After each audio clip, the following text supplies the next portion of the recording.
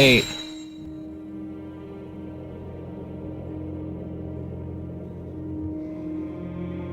The three hooded figures stood in judgment as a kneeling Zael carefully drew the pattern in the soft earth. With his dagger, Zael drew 2 arcs over a circle with a slash across it. Each image flared red the moment it was finished, then faded to faint green. The young spellcaster's breathing grew rapid as his work progressed. It is almost complete, he announced to the others. What does Rothman teach us of touching the balance so? Asked the middle of the three, a gaunt, gray-tressed female with twin black stars tattooed on each cheek. Zael answered without hesitation that the least imbalance in either direction can cause great catastrophe. The woman pursed her thin lips. That is the rote answer. What every acolyte is told in the beginning, so they do not see the skills they learn as something to use as they please. You are far advanced beyond that point, Zael, son of Ikrian. Look deeper into yourself and your work, suggested a bald male whose face was nearly as fleshless as the bones with which the necromancers performed their mysterious work. Concentrate, murmured the third, whose visage could not even be seen under the voluminous hood. His voice had a curious echo to it, as if he spoke from deep within some cavern. Deep in terms of yourself, for that is where every spell and every consequence comes from. conclude the pattern. Added the cadaverous man. Zael added a wavy line representing water to his design. He leaned back, studying each detail and finding nothing amiss. At the same time, another compartment in his mind analyzed the question. So, it had something to do with the pattern upon which he worked. The questions of the elders were ever tied to the moment, for the moment was always the most important aspect of time. The moment shaped the future, decided the course the Rathmanians needed to take to keep the balance as it should be. He studied the symbols, the broken sun, the water, the arcs that represented lives, the jagged marks that were fire. For some reason, they struck a chord deep within Zael, one that stirred an emotion long buried. Then, he saw both patterns' meaning and the answer they desired. No. What does Rathma teach us, Zael? The woman insisted. Do not make me do this. The lesson must be learned for you to take your place among us. Reverberated the faceless figure. Strike the pattern, young one. Let loose the spell. The skeletal instructor raised one bony hand toward their student. But first, you must answer the question. Zael's hand shook. He almost reached down with his empty one to wipe away the abomination he had drawn. But then his teachings took over. He focused on the pattern, trying to see it clinically, not emotionally. They would expect him to do no less. Rafa, teaches us that to use the balance so. He involuntarily swallowed. Will destroy our own focus, and therefore our souls. And if that should happen, we become the very threat that we seek to keep at bay. A near enough answer. Proclaimed the woman. Complete the spell, Zayu. Gritting his teeth, the student plunged the dagger into the center, hurrying the sacred blade to its hilt in the soft ground. Utter silence filled the jungle, and then two howls were torn through the air. They were not the cries of animals, but rather originated from another place. A place given opening into the mortal plane by Zayul's pattern. Ethereal whiffs of energy burst from the center, rising up and swirling around the caster. Zayul's hair and cloak rose as if electrified.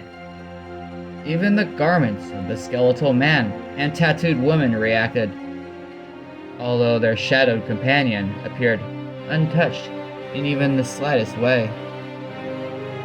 Zayul watched the wisps wrap around him. His expression he managed to keep in check, but his eyes revealed a trace of deep, dark emotion. Many of the wisps rose up into the jungle canopy, where they darted about. The howls turned to moans and shivers through Zayul's body. And then, two of the wisps returned to the student, spiraling about him before finally floating back over the pattern. Look at them. Commanded the hood. Zayul would have preferred to keep his gaze anywhere else, but he obeyed. Even had the elder not ordered him, his own guilt would have made him look. As he focused on the wisps, they briefly took on forms. Shadowed, barely glimpsed forms. A man, a woman, both with some distinct resemblance to him. Zayul reached out to them, beseeching. I did not mean for it to happen, The hooded form stretched an iron boot toward the pattern, obliterating the outer edge of Zayul's design. The howling and moaning ceased. The wisp vanished in an instant. The two before the young necromancer, the last to fade. Falling forward, Zayul cried, "No, come back, please! Please!" He jolted up. The vision still burnt into his memory. His body quivering, Zayul desperately looked around for the two. But he was not back in the jungles of Kyrgyzstan. Not back at the moment when the gifts of Rathma had finally become his in full. Not back at the moment that his secret desire had been forever crushed by those who had been his mentors. No. These were the quarters Zayul had been given by Celine Nasardo. He was across the Twin Seas in Westmarch. The memories came flooding back to him. The inn, the thieves, the emanations from House Nasardo, the struggle against the Crypt Fiend. But there was a gap afterward. Something had been fetched from his mind. Zayul put his hands to his head as he tried to focus, and immediately he felt the cold touch of the right appendage. No. The necromancer stared at the hand and its accusing fingers, its hellish aspect. Well, he had done it to make it so went against Rathma's teaching. But at the time, Zayul had not cared. It had been a necessary matter to him. Celine had seen it. And knowing that, she had twisted his gut in a manner the necromancer had not experienced since his folly had slain the two most important people in his early life. Mouth set, he looked over his shoulder. The skull of Humbart Wessel sat silent, but Zael was not fooled. You cannot sleep, Humbart. Pretending otherwise is beneath you. Nothing's beneath me, lad.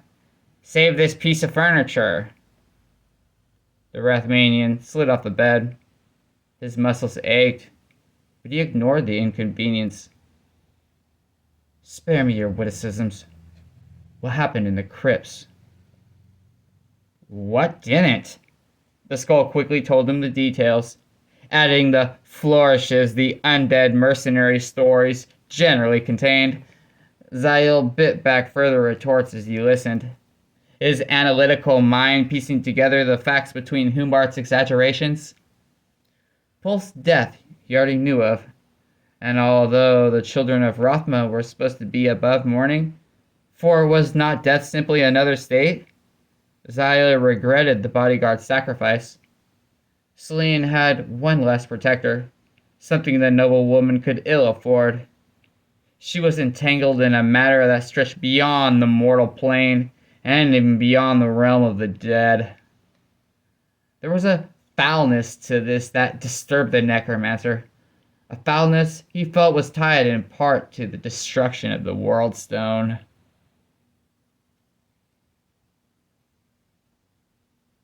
The Dark Ones will be stirring.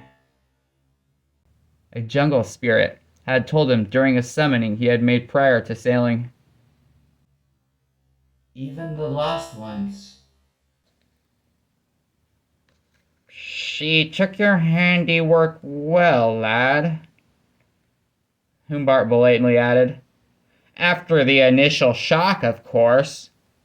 When I told her how you lost it, you did what? Easy, lad, easy.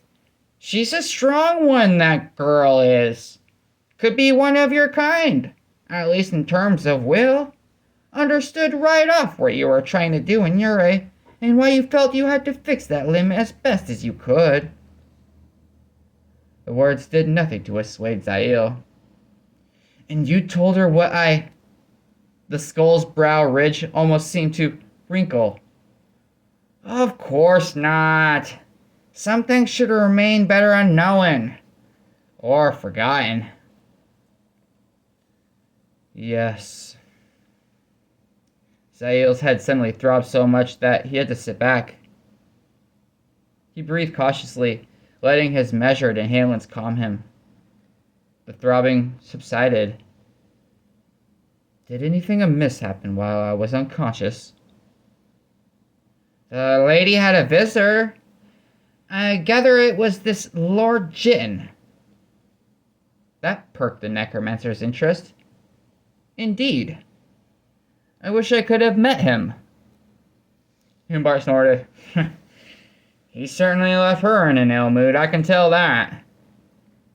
Zael would speak with Celine about the sinister noble when the next chance arose. For now, though, he had to recoup his strength and try to fill in the empty spaces in his memory. So, interjected the skull. Who's this Caribitis character? Caribitis? The Rathmanian eyed his undead companion. What do you mean? Oh, you were struggling while even out, lad. The only thing that seemed to finally bring you back was the lady.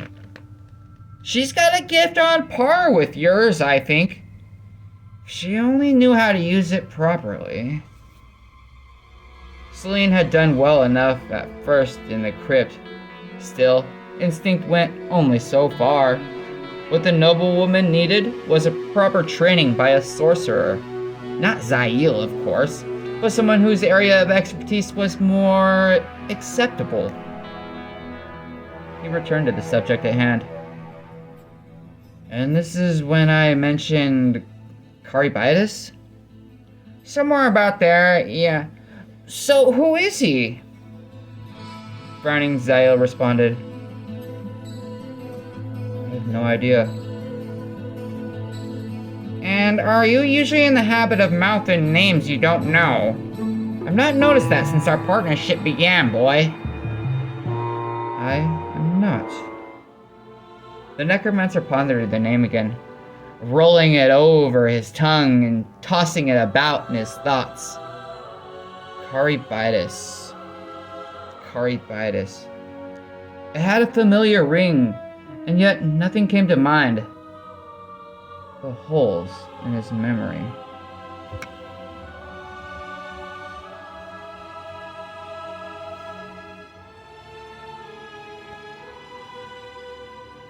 I said no more.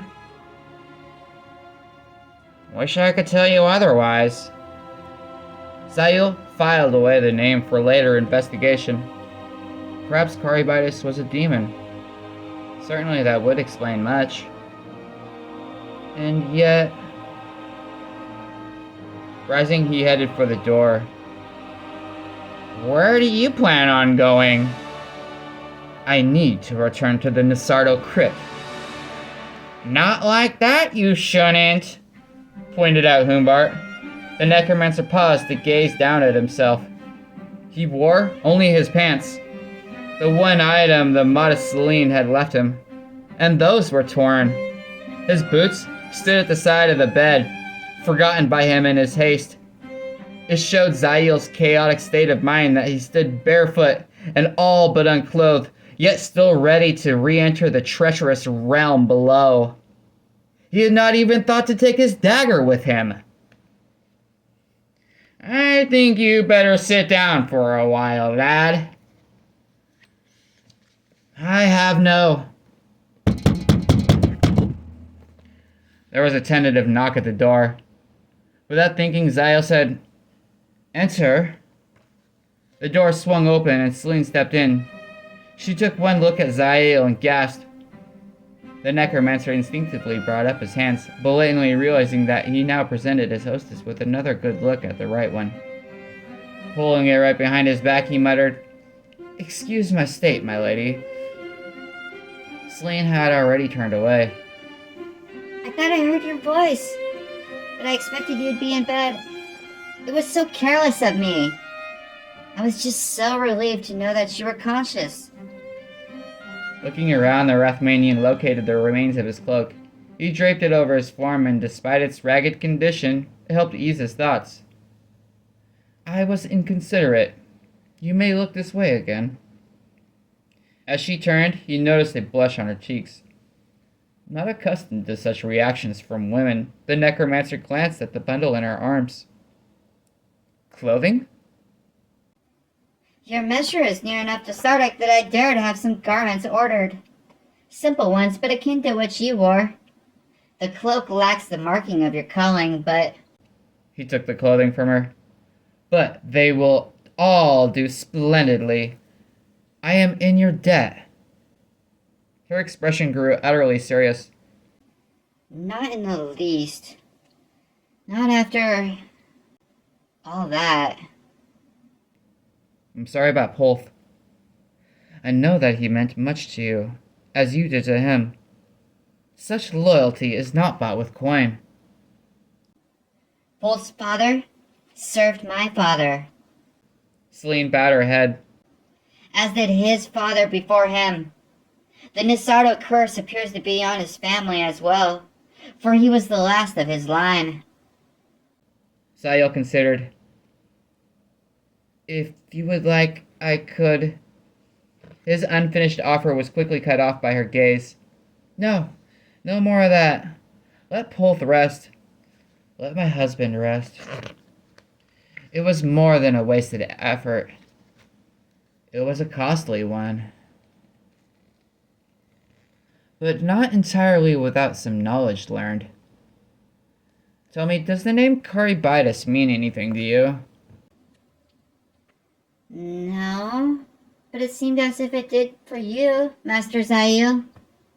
You uttered it with some recognition. He nodded ruefully. Yes, but that recognition seems to have escaped me in waking. She looked sympathetic. With some more recuperation, perhaps. Perhaps.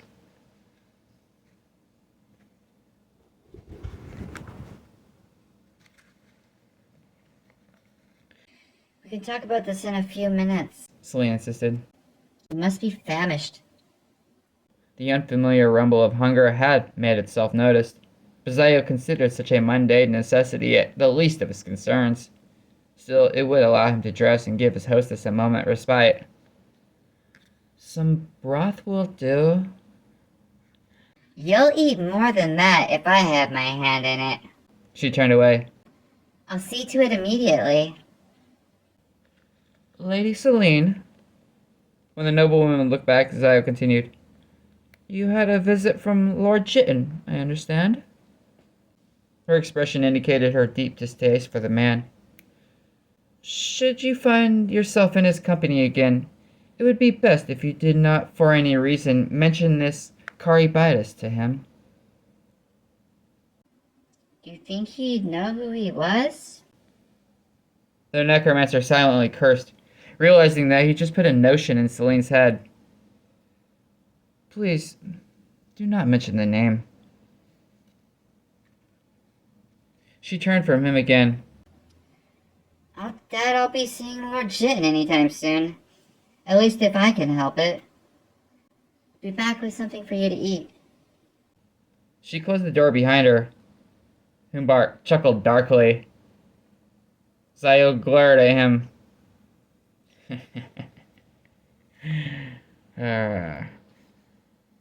What jest so amuses you?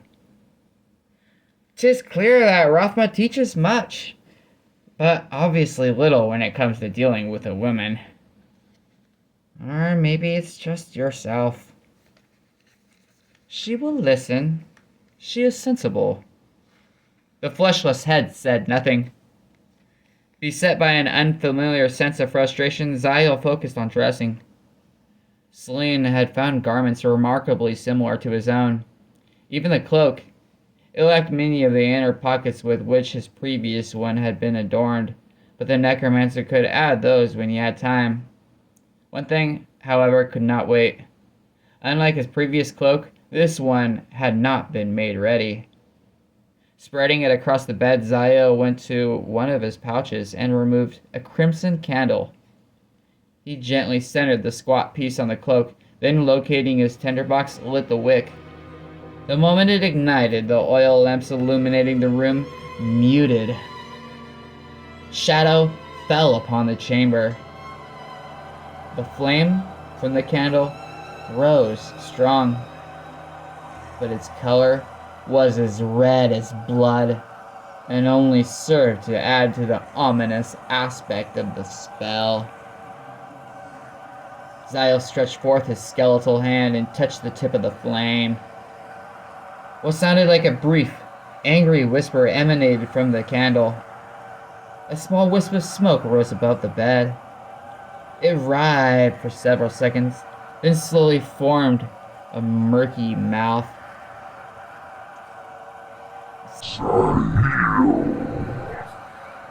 It rasped. As it spoke, there appeared brief glimpses of long, vicious teeth, also made of smoke. I have a demand for you, Zylak. The smoky maw grinned. A request. A wish. A demand. You know what I hold over you. The spirit chuckled.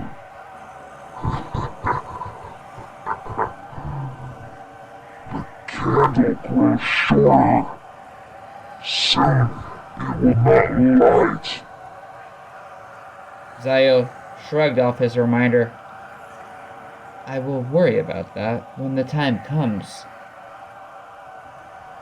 You should be worried about it always, human.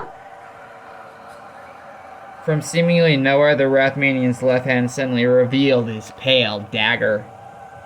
Zio held it near the wick. Until then, remember what I can do because of the binding. The arrogance went out of the spirit's voice. You have summoned me. What do you need?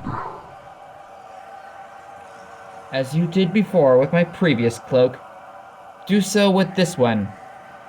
But add to it the scale of Trag Owl, which you conveniently forgot the last time. The smoky mouth drifted downward, hovering inches above the smoke. You did not specify. You must always specify. Those are the rules. The dark-haired spellcaster waved off the excuse. You knew what I wanted. But yes, I should have been specific. The scale of Trag Owl, here. Zael touched the part of the hem. The rest, all of the rest, just as they were on the other cloak.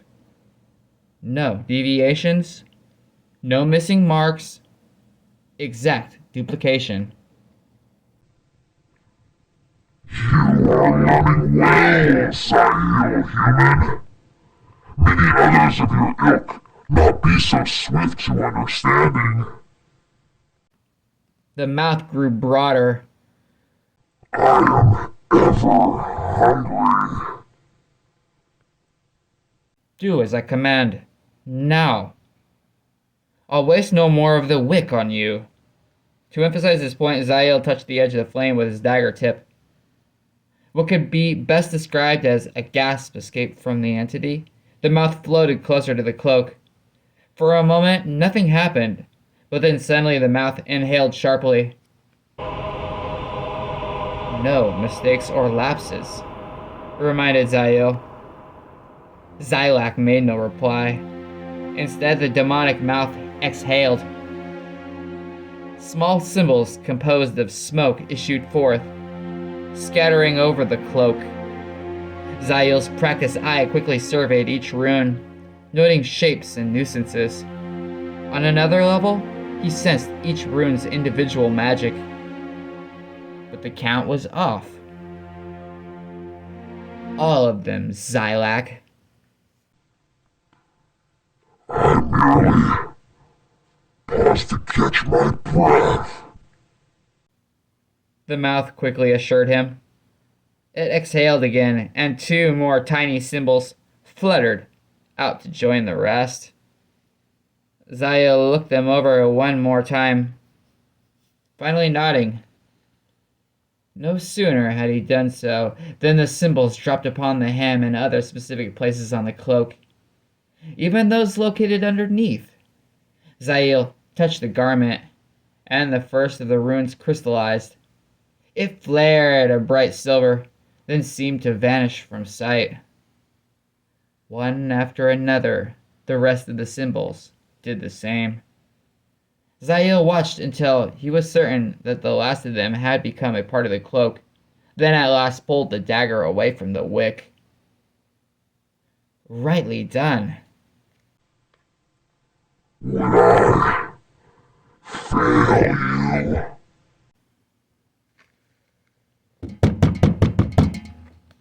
There was a knock on the door.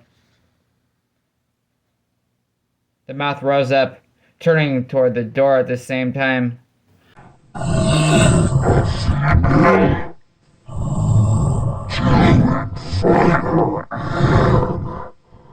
want to see if she's soft and tender to her. The necromancer's right hand caught the wick between the two fingers and doused the flame. With a snarl, Zylak's murky maw dissipated. A moment, please, called the Rathmanian. He seized the padded glove from where Celine had placed it. She had already seen the macabre appendage, but for some inexplicable reason, Zael believed that she would forget about it if, from this point forward, he kept it hidden. Enter. However, it was not Celine who stepped inside, but rather Sardak. Sardak looking very sober and very distrustful. The servant told me you were awake. Who are you just talking to right now? He peered past Zael. That would be me, piped up the skull. Sardak barely batted an eye. Like his sister, he readily adapted to the bizarre. In some ways, perhaps the brother was even more comfortable with such than Celine. Drink could produce unsettling and horrific companions. No. This voice sounded different. Envious, and with a insatiable appetite for more than just food.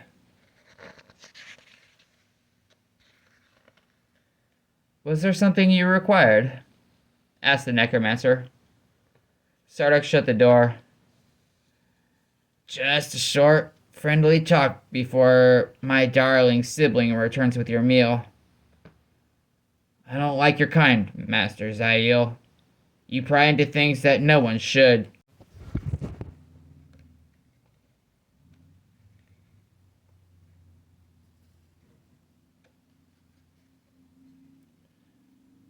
The past is often better left to rest. Agreed. Those in my order only do what must be done to preserve the balance. Sardak gave him a mocking smile. I have no idea what that means, and I really don't give a damn about it. What I do give a damn about is Celine. That's why I wanted to see you before she came back. Then would it not be best to simply get to the point? The point? Remarked Celine's brother, casually stepping up to where Humbart lay. Is that there are worse things than you hovering around her. My head's finally clear enough to reach that conclusion. But one of those things rang a bell with me once I could think. A name mentioned only once by a fellow drunkard. Celine'll tell you, I've got an awful good memory when I've not been dipping into the wine, ale, and all else. It's actually one of the reasons I do drink. My memory's too damn good. I can't forget anything. Zael had met the likes of Sardak before and understood what some of those memories dealt with. However, such was not his concern at the moment. He had a suspicion he knew what name Sardak had heard. This other man. He mentioned the name Caribitis? Celine's sibling leaned down to peer into Humbart's eye holes. To his credit, the skull kept silent. Exactly the one. Just in passing. But with a rueful sort of tone. I can especially recall that name because it's so damn unusual and ominous. Sounds like a chasm opening up under one's feet, ready to swallow everything and everyone. Oddly, his description stirred just a sensation in the Rathmanian. What else did he say? Sardak suddenly took hold of Humbart and turned him to face the wall. The skull let out an inarticulate protest, which made Sardak chuckle. But as he faced Zael again, the man's expression lost all humor. Nothing else, damn it. That was all. My friend, you look guilty for having even muttered the name once. I never heard it again, never drank with him again, for that matter. And so, once again Zael was at a dead end. No, not entirely. If Sardak's companion had brought up the name, then the odds were that it belonged to a man, not a demon. Still, the necromancer's experience that made the situation no less threatening. The evil of men often outweighed that of the most cunning of demons. It was one reason why hell often eagerly enlisted their aid. I thank you for telling me this. Didn't do it for your hide. Did it for her and no other reason.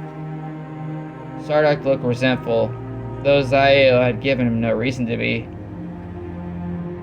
You love her deeply. She is my family. All of it. She's not only been my sister, but my mother, and, yes, my father at times. I'd die for her. Zael nodded. I believe you. Sardak returned to the door.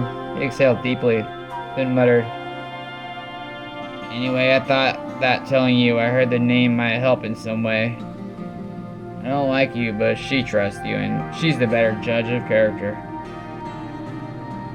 He had also come to vent at Zael, not to mention warn him against betraying Celine.